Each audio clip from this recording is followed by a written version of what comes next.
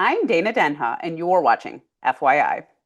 Ann Arbor has long been a stronghold of support for the LGBTQ plus community, fostering an environment where individuals can live openly and authentically without fear of judgment. The city has been recognized for its progressive values, receiving honors from the state of Michigan for being the first community in the United States to openly elect and support gay officials in public office. We looked at our broad range of markers and realized that there was, to our shock, not a single LGBTQ plus history marker in our state. I'm incredibly honored to be part of a state historical marker unveiling the first LGBTQ historical marker in the state of Michigan, honoring 3 of our former council members here in Ann Arbor and also a dear friend and mentor of mine, Jim Toy, longtime LGBTQ activist here in the community. Nancy Wexler, my colleague, and I were elected in 1972 and served on the council. Nancy and I came out as lesbian and gay while we were on the city council, and we were the first 2 people in all of the United States to openly be gay and out, LGBTQ and out, while we were elected public officials. And it's so important that young people be involved today, progressive young people running for office, being active politically. So if my election was the first election for an out gay person, so it has historical significance in the LGBTQ community, and that significance was recognized today. I was committed to the goals of the Human Rights Party, women's rights, gay rights, and City Council gave us a legitimacy, but also the ability to structure funding for daycare programs and social services like that. I knew that being gay was not accepted in most parts of the country. While I was on the city council, I had my first gay relationship. So the next time an issue came before the council that had to do with LGBTQ rights, it was only natural that I would come out, because otherwise it would be disingenuous for me to talk about the rights of other people without identifying as gay myself.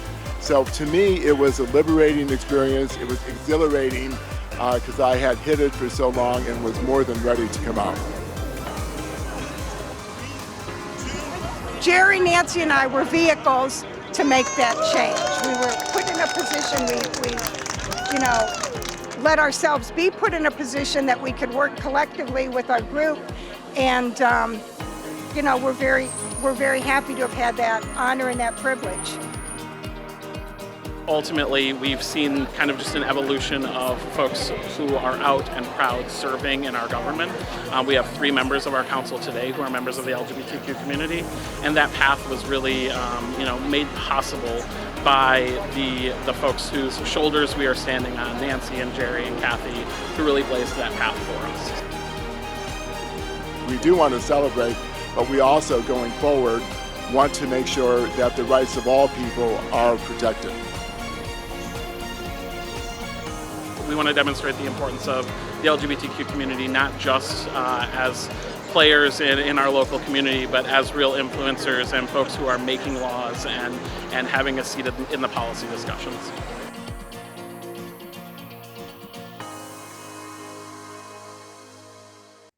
Stay tuned, and we'll be back with more in exactly 30 seconds.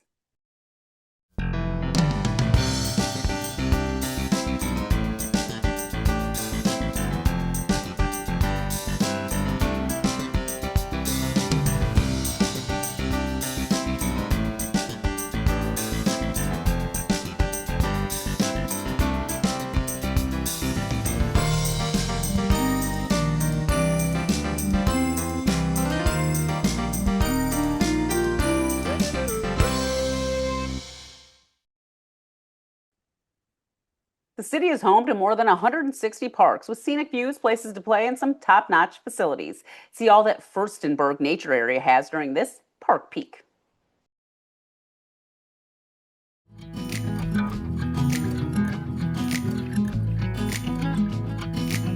Tucked along the banks of the Huron River, just west of Ann Arbor's Gallup Park, lies one of the city's most vibrant natural treasures, Furstenberg Nature Area. This nature area is home to rich and diverse landscapes. Wetlands, woodlands, prairie, and rare oak savanna, all thriving just minutes from the heart of the city. A half-mile paved loop offers easy access through the park, while a granular trail leads deeper into the prairie and forest, eventually connecting to a stunning quarter-mile wetland boardwalk and Gallup Park. Since the mid-90s, dedicated staff and volunteers from Natural Area Preservation have worked to restore and care for this land, removing invasive species and using controlled burns to bring native habitats back to life. Wildlife thrives here from spring through summer. Benches and scenic overlooks invite you to slow down, listen, and experience the wonder of nature up close. Furstenberg Nature Area is a living landscape, carefully restored, deeply loved, and waiting for you to explore. Discover the wild side of Ann Arbor, right in your backyard. For more information, visit a2gov.org/parks.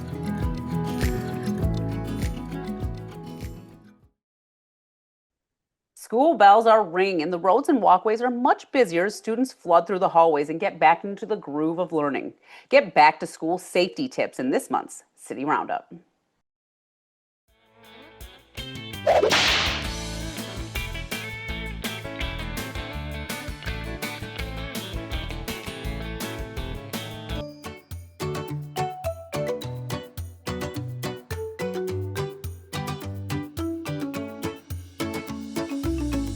Hi, I'm Sergeant Mark Pulford with the Ann Arbor Police Department. Today we want to share with you 4 safety tips for the upcoming school year. The first one is always stop.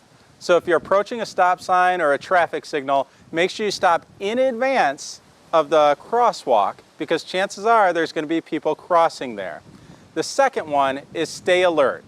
Distracted driving kills, and one of the worst ways or worst forms of distracted driving is texting and driving. So put the phone down and keep your eyes on the roadway. The third one is to keep your distance. There'll be a lot of school buses on the road. If you see a school bus with the lights on or the arm down, you are required to stop.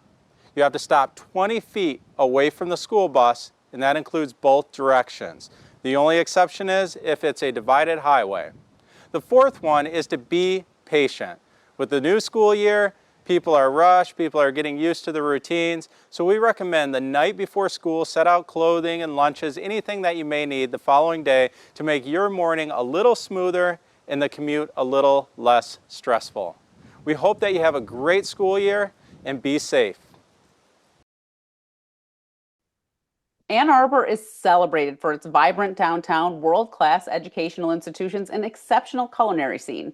Now the city is also gaining recognition for its commitment to inclusivity, thanks to the efforts of Destination Ann Arbor. Their dedication to making the city accessible and welcoming to travelers of all abilities recently earned them the Always Welcome Award. Joining me is President and CEO Sarah Miller and Chad Wiebesick, Director of Media Relations and Special Projects for Destination Ann Arbor. Welcome, both of you, to the show. Hi, Dana. Dana, thanks for having us. Yeah, thanks for having us, Dana. Yes. What an exciting time. You know, you guys are doing so much in the realm of inclusivity, and like to be awarded like that is such a beautiful thing that people take notice when you're doing the things that you're going above and beyond. We like to think so. It's definitely something that was important to us. It was part of our strategic plan. But not only that, it was just something that we really felt was important to the community, something that we could do and within our power to help others. You know, it's interesting how you don't always think about inclusivity if it doesn't affect you on a personal level. And then you never know when it can affect you either. That's the thing about it. You never know when you're going to need, a walker or a cane, or maybe you're in a wheelchair now. You don't know when those things can happen to you.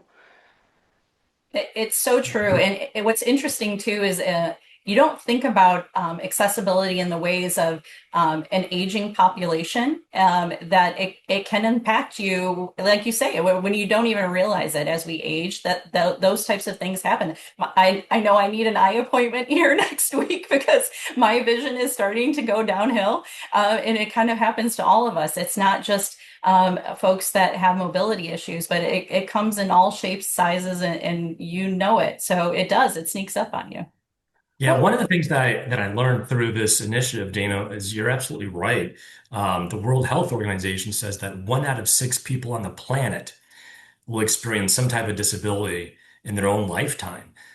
So, we're talking about, this is a huge and diverse audience, and it's not just people in wheelchairs, but like what you said, it's families that are using strollers or the elderly that are using some type of mobility device. So what we're doing here is really making a lasting impact to make the world a better place and more accessible place as well. I even have my own story. My sister was diagnosed with MS in her early 30s, and now in her mid 40s, she never would have thought this, but she can't walk anymore. And when I think about, the house I live in, I'm like, thank goodness I live in a house that she can still get into.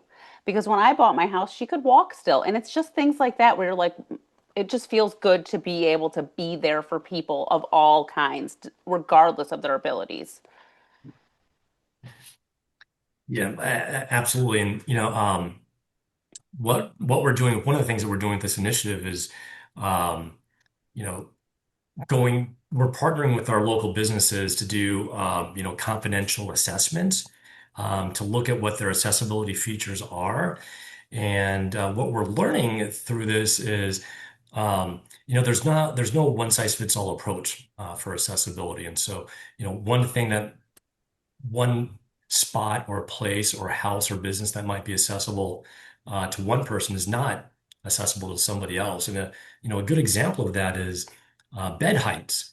The ADA doesn't mandate how high or how low a bed in a hotel should be off the ground. And so with these confidential free assessments that we're doing, it measures over 200 different data points, and one of them being the height of a hotel bed, so that somebody that is using a wheelchair can make an informed decision, if it's a good fit for them or not. It's really interesting. It's things that the average person wouldn't really think about. And I do know, having a sister with a disability, she will be completely turned off by a place and not go if it is not accessible for her because it feels uncomfortable.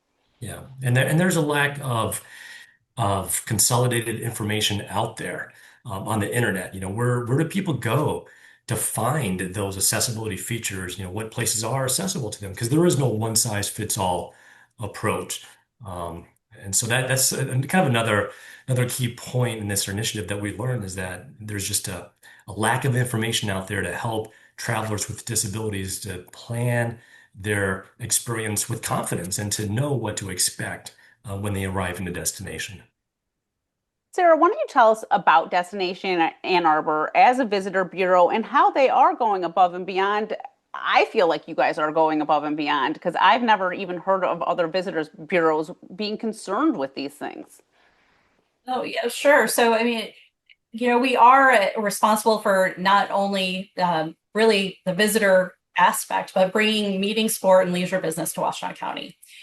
So really basically put, where we are friendly visitor center driving visitation to the area, right? So this particular initiative got kicked off for us really through an opportunity with Travel Michigan and MEDC last year with a state grant, which was trying to make Michigan more accessible as a whole.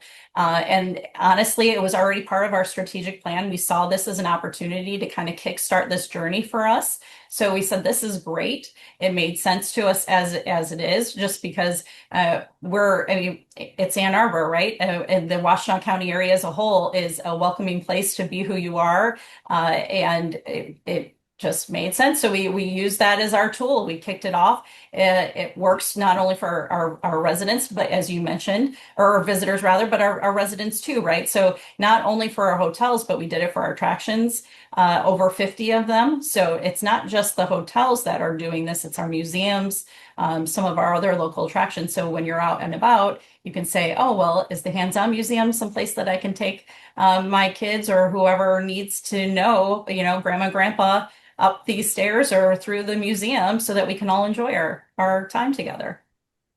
Yeah, I think a hands-on museum is such a great example because, Chad mentioned strollers, and you're like, you don't want to go into a place where you need a stroller because you're bringing a stroller. And that place is so accessible.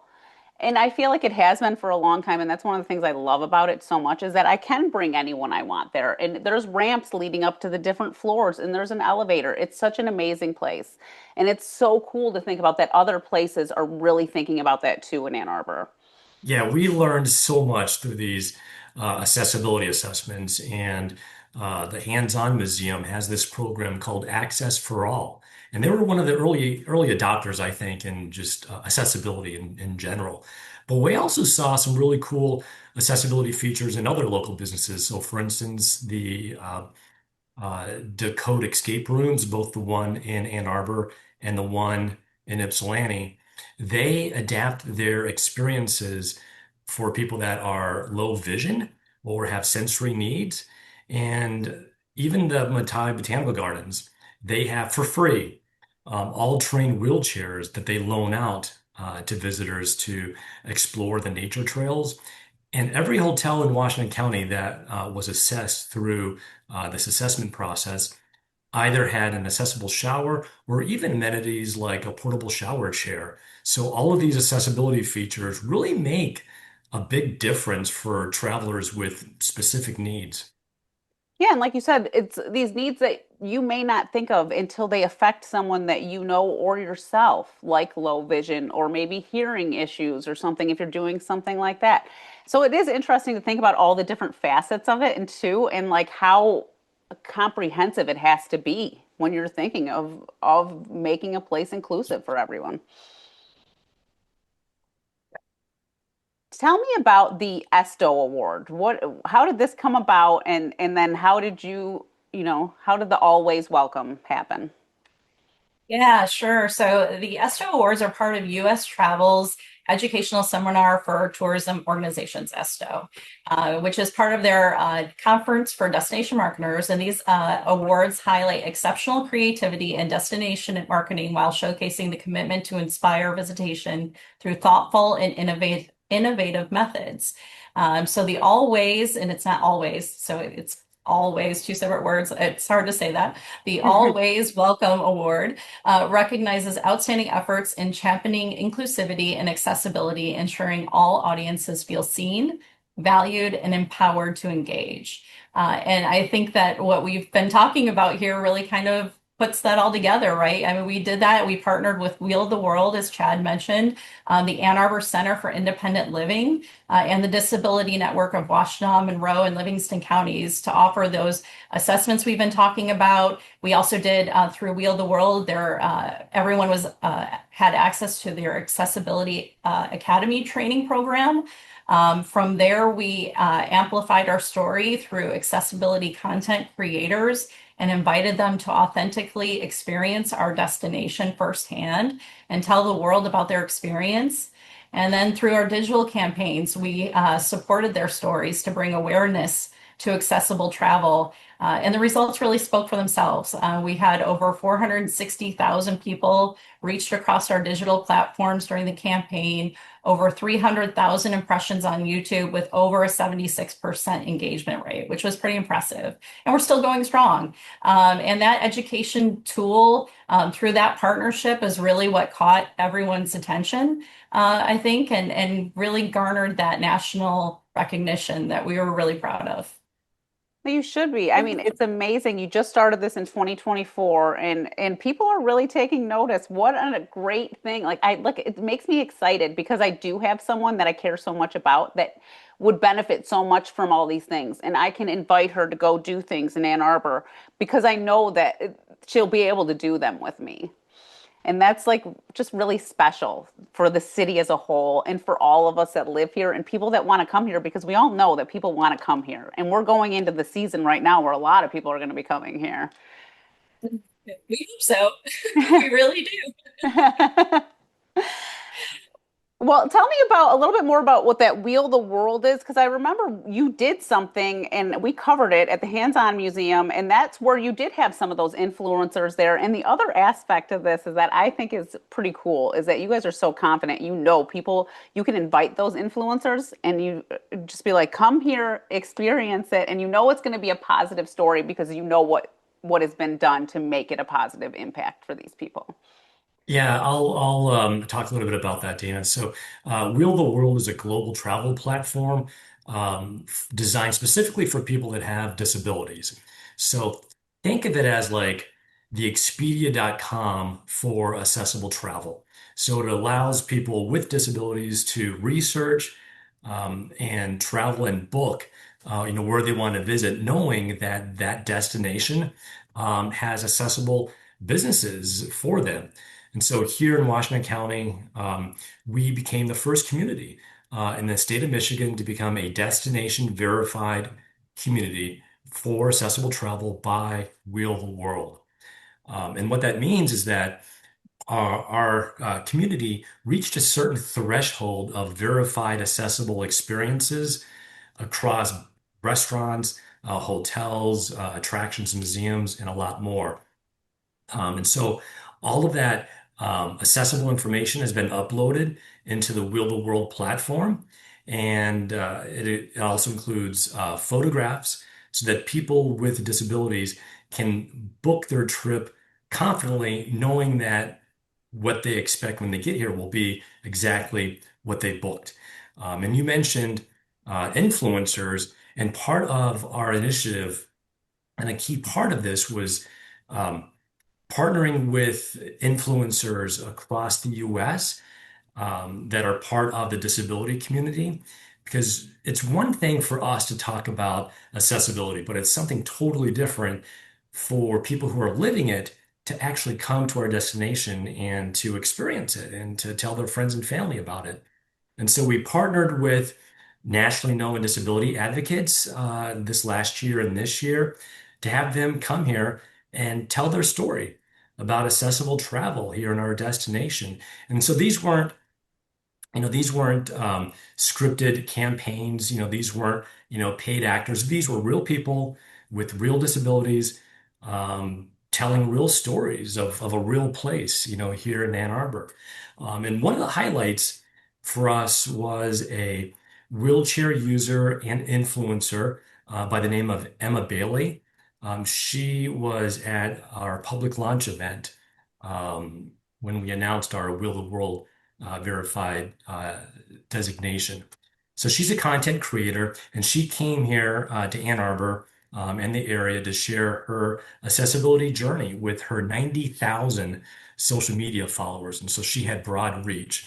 That's just one example. Another example was a family of four. They travel.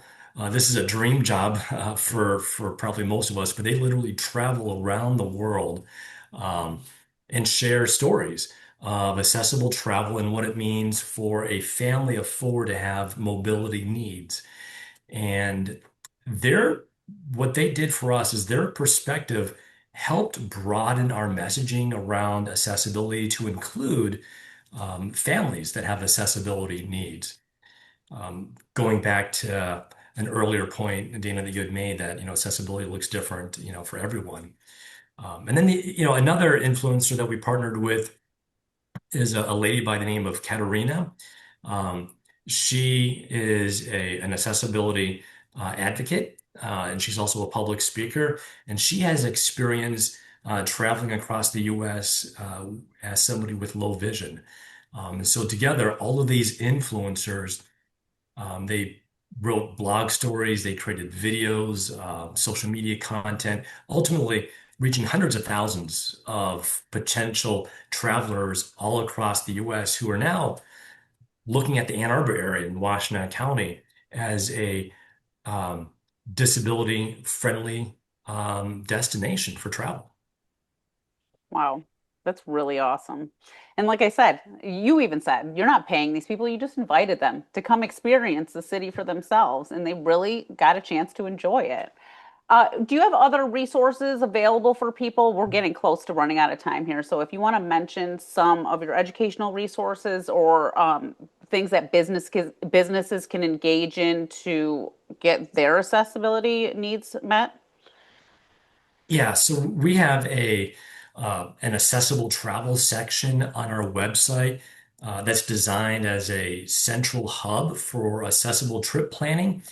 There's a ton of resources, a ton of information on this accessible travel website. And ultimately, our goal is to help travelers plan with confidence when choosing to visit our area, but it also serves our residents as well, because we want to become a trusted resource for people that are looking for accessible experiences and accessible businesses in the Ann Arbor area. Well, before we go, you could both chime in on this. Why should people take advantage of Destination Ann Arbor as a resident or a visitor? Like you mentioned, it's for everyone. If you want to know what's the best, latest, greatest, and things to do in our county, we've got everything. It's the resource, as Chad mentioned, the trusted resource. We've got everything up to date. All of what do you want to do this weekend to what restaurant do I want to eat at? You know, you can be a townie for years, as I have been, Chad too, and you never know the restaurants that pop up. You just don't even know. And this is a great resource to find out what's new in my neighborhood. And Dana, I just want to close one point is that if there are any businesses that are watching, we'd like to invite them to join us on this journey. And we're still offering free assessments at no charge. We're still offering free training and free education resource. So we'd like to invite them to reach out to us. Well, I just And love we always everything you're love doing. ideas. So if there's anyone that has any ideas about this and make it better, we love to hear it too. Awesome. That's so great. I mean, that part in itself that you're like, okay, what do you have to say? What do you think about this? That's amazing. And I will say, as someone that works in media in Ann Arbor, I love Destination Ann Arbor and I frequent the site. So I think you guys are doing an amazing job. Thank Thank you. you so much. For more on this and other programs, visit a2gov.org/CTN. Visit youtube.com/CTN Ann Arbor to see all that we have to offer. And remember to like, subscribe, and ring that notification. Thanks for watching and tune in next time to FYI.